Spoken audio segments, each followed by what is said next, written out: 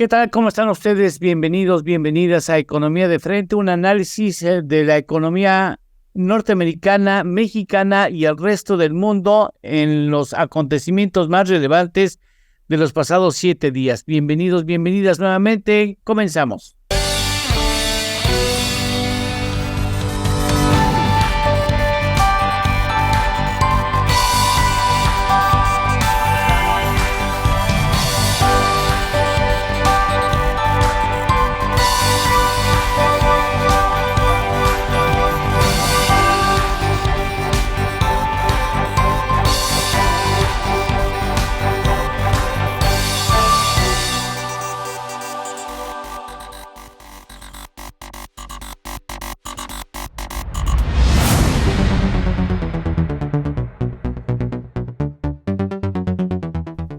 Caballeros, buen día. Ernesto Félix Santoscoy, ¿cómo estás? Carlos Alberto Martínez. ¿Cómo les va? A ver, si quieren comenzamos como es costumbre con Estados Unidos. Y bueno, el merequetengue que se traen los republicanos, Ernesto. Bueno, pues digamos, el entorno sobre el que se dio este episodio que ahorita comentaremos es un entorno en el que terminaba el ejercicio fiscal el 30 de septiembre, sábado, y entonces arranca un nuevo ejercicio fiscal el 1 de octubre y no estaban autorizados recursos por parte del Congreso, del Senado, para que el gobierno pudiera seguir funcionando. Entonces estaba la amenaza de que tendría que haber cerrado oficinas el gobierno del presidente Biden al empezar octubre. Entonces, pues un republicano consciente de que pues no iban a ser los culpables los republicanos del cierre del gobierno, pues consintió en darles unos recursos a cambio de, en alguna negociación, de algunas concesiones, como por ejemplo, ok, mira, te doy dinero ahorita para que funciones 45 días, pero no sigas financiando a Ucrania. Lo malo es que eso se dio cuando el presidente Zelensky estaba visitando. No fue, qué bonito regalo, sí, señor.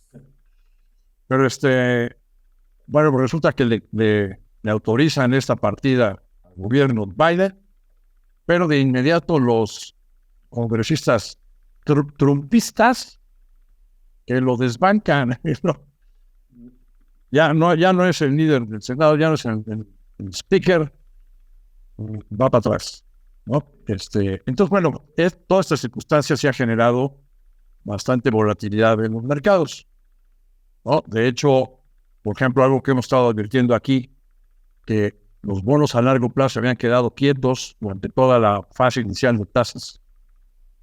La Fed estaba asumiendo las tasas desde el cero, desde marzo del 2022, gradualmente subiéndolas, luego le aceleró el paso 75 puntos base en 3 ocasiones y llegan al 5.50 donde está hoy en día. Pero las tasas de largo plazo, los bonos a 10 años estaban en 3.50, 3.80 y no subían de ahí. Y de repente empezaron a despegar hace menos de 2 meses. Y bueno, pues con esta circunstancia ya los estamos viendo a niveles del 4.80. ¿No? Entonces, ese nivel de tasas contra 5.5 de tasa un día, lo que está reflejando es que sí ven los mercados ahora con más contundencia que la Reserva Federal va a tener que seguir subiendo tasas y que además esas tasas se van a quedar permanentemente altas por mucho más tiempo de lo que estaban esperando los mercados. Aquí me paro para que comente Carlos Alberto. Carlos Alberto. Sí, efectivamente, mira, lo del Congreso, sí se vio muy impresionante cómo lo quitaron en un día. No digo, pues es una cuestión interna de la votación entre ellos, pero sí el mensaje no se ve bien, porque pues sabemos que desde hace mucho tiempo el Congreso de Estados Unidos está prácticamente empatado. Obviamente no puede haber empate. Bueno, sí ha habido empate inclusive en algunas ocasiones. Precisamente el sistema norteamericano lo prevé, que cuando hay empate, por ejemplo en el Senado, que es la última instancia, es el vicepresidente, en este caso vicepresidenta, la que tendría un voto pues de calidad, pero sí ha pasado que ha estado 50-50. Así llevamos un rato y entonces unos le frenan al otros el gasto por un mecanismo de presión. Y eso es muy importante, además interesante, porque si bien nos tiene a todos en pues al filo de la navaja, todos preocupados, sí es cierto que es sano. Es sano que los recursos de cualquier índole, de cualquier tamaño, los de Estados Unidos son gigantescos, los de México, por ejemplo, son más pequeños, pero sí es importante que los congresos frenen y revisen más a detalle. Nosotros sabemos que los gobiernos no tienen pues llenadera, ¿no? O sea, la administración Biden es que avienta billones de golpe, o sea, no les manda resorteras o piedras a Ucrania, les avienta billones de pesos, tecnología, armamento, etcétera. Dólares. En dólares, sí, claro, billions de dólares, sí, claro, por supuesto. Pero de todas maneras, sí es muy alto. Bueno, entonces, en este sentido, creo que es sano que los congresos, pero sí en Estados Unidos ya llevan un tiempo que se van hasta el último, el último minuto, y eso hacia el exterior deja mal más que la parte financiera. La parte política, a lo mejor todos podemos entender que es el jaloneo normal, pero sí desde el punto de vista económico nos sacuden a todos, ya lo decía Ernesto, los mercados cómo se han inquietado ahora. Y bueno, pues así los estamos viendo, y me quedo más importante con el tema de la tasa que decía Ernesto de largo plazo, cómo está subiendo ya súbitamente, y esto sí ya nos puede poner a preocupar al resto del mundo, ¿no? Sí, ciertamente. Bueno, pues para que vean que en todos lados, en todos los países se cuecen habas, y bueno, finalmente ese es un asunto que ya nos preocupa y que nos ha causado ya una lesión, un raspón al peso mexicano, a la época dorada del superpeso mexicano. Una respuesta rápida de ustedes. ¿Creen ustedes que a partir de esto que sucede fuera de nuestras fronteras, el superpeso dejará de ser super y comenzará a tomar su valor real frente al dólar, Ernesto? El peso realmente estaba muy sobrevaluado a niveles de 6.80, 6.70, 6.60 incluso que tocó. Ahora ya lo vimos en estos días, en esta madrugada a 18.07. Sí. ¿No? Ahorita está 17.80. Bueno, me parece que no es una tendencia alcista sostenida.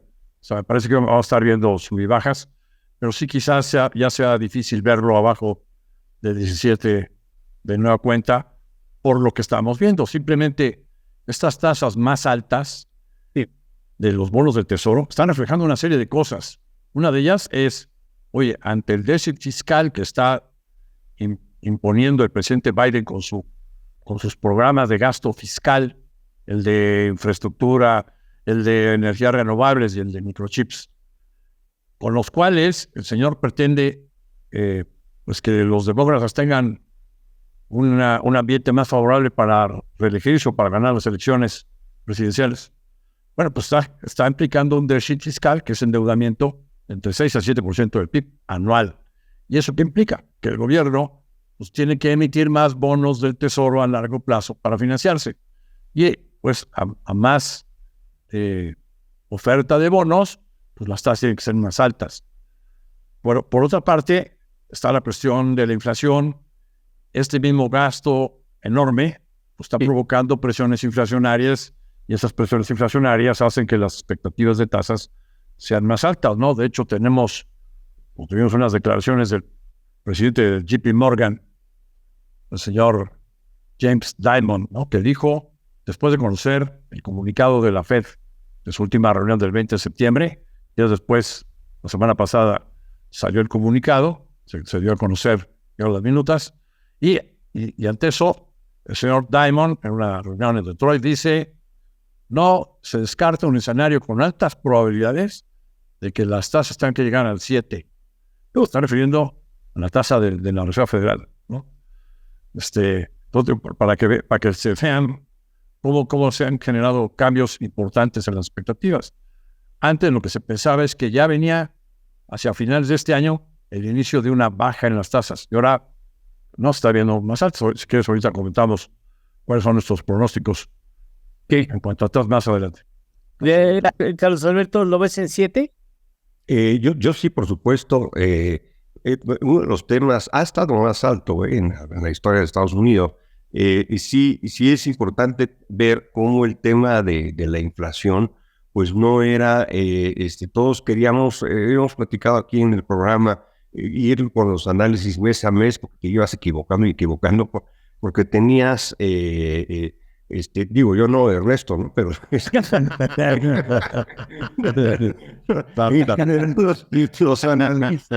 en general los analistas, porque pues, obviamente había salido de mira, del 2008 la crisis esa, sigo insistiendo, pues es un costo gigantesco lo que eso ocurrió en los excesos en el crédito, los excesos del capital, mira, finalmente.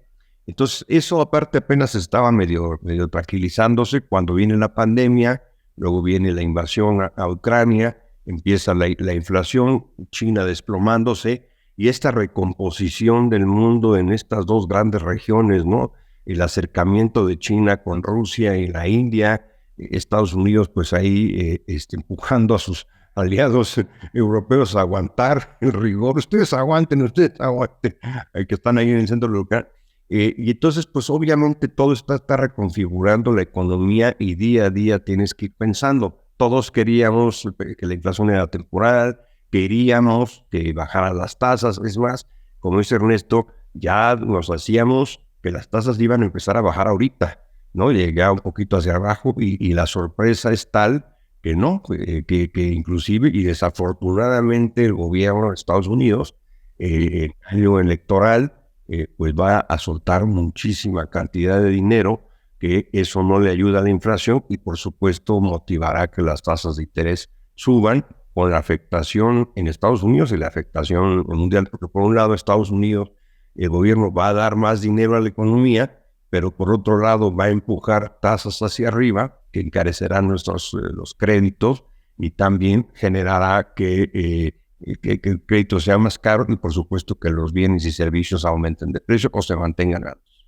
Si les parece bien, después de una pausa vamos a ver cuáles son los pronósticos que tiene Bursamétrica al respecto del posible comportamiento de las tasas de interés en el corto y mediano plazo, porque yo recuerdo que el Jerome Powell, quien es el presidente de la Fed, dijo claramente que una vez que llegara a su nivel máximo, bajaría hasta que hubiera evidencias de que el proceso inflacionario estaba dominado, cosa que lamentablemente ni siquiera han llegado al nivel de inflación que desea la Fed y mucho menos pensar en que va a bajar las tasas antes de que lleguen y mantengan un buen rato. Ernesto, ¿cuáles son los pronósticos de Bursamétrica? Bien. Digamos, hay quien está pensando que la Reserva Federal ya no tiene necesidad de incrementar su tasa, que este nivel de la tasa un día, el Fondo Federal sería la tasa terminal de este ciclo alcista de tasas, 5.50. Hay otros, quizás sea más amplio este segmento de analistas, que piensa que sí va a haber necesidad de un incremento adicional. Y la misma Reserva Federal en su comunicado advierte que es probable que haya otro incremento. Y ese lo están, digamos, fijando para el 1 de noviembre, que es la próxima reunión del Comité de Mercado Abierto de la Reserva Federal.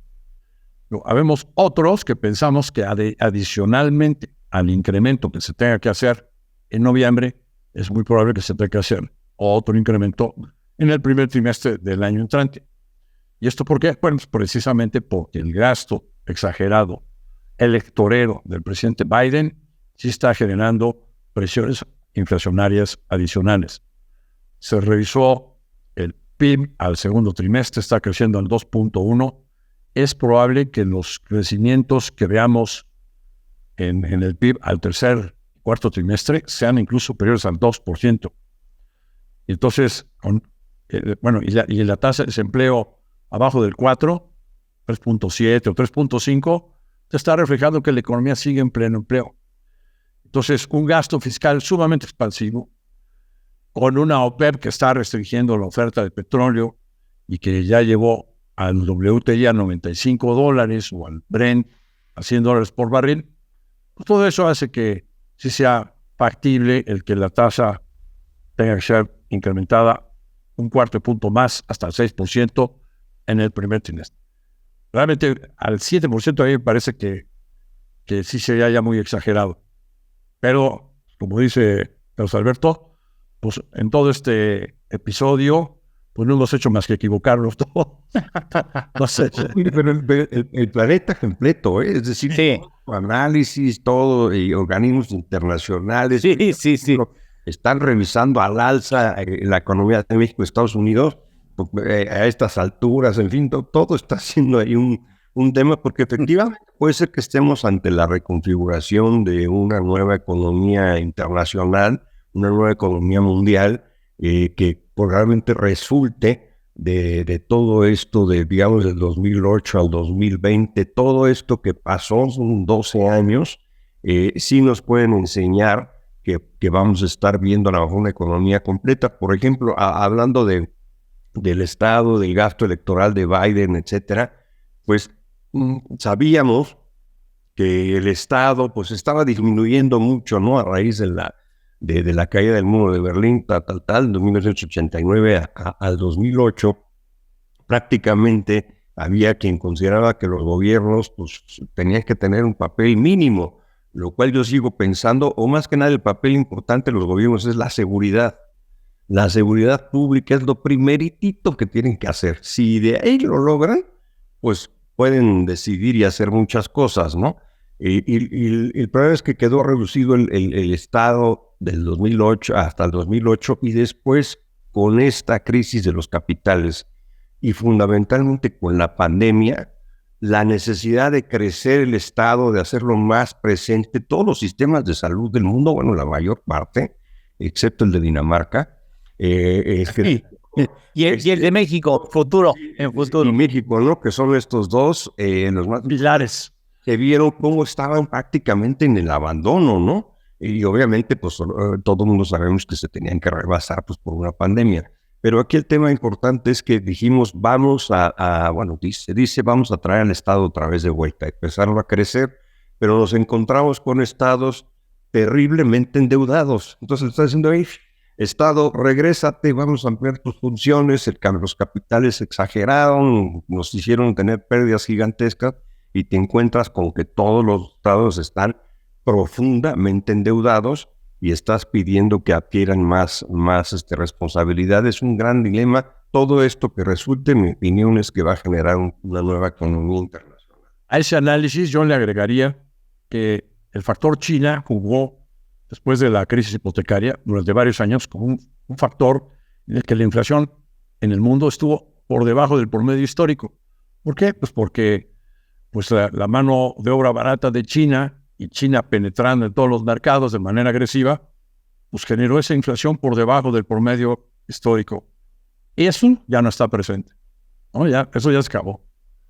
El factor China ya no está presente. No sabemos si India va a hacer algo similar o no, pero digamos, a lo que se ve es que India sí puede ser otro eje importante de la economía, ¿no?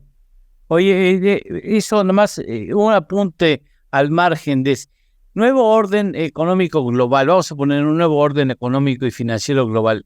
Si no se hace correctamente y con responsabilidad social, nunca vamos a acabar con la migración, ¿eh? O sea, tenemos que entender que la migración que se ha acrecentado en prácticamente todo el mundo obedece o puede ser visto como una reacción a un orden y términos de intercambio económico desfavorable para el hemisferio sur del planeta y más favorable para la norte. Y por eso las oportunidades, el dinero, los recursos, el sueño está en el norte y no precisamente en el sur del hemisferio global. Pero bueno, ese es un asunto nada más que tenemos que ver, y tendríamos que ver, aunque sea de rapidito, el asunto de la huelga automotriz en Estados Unidos, Carlos Alberto.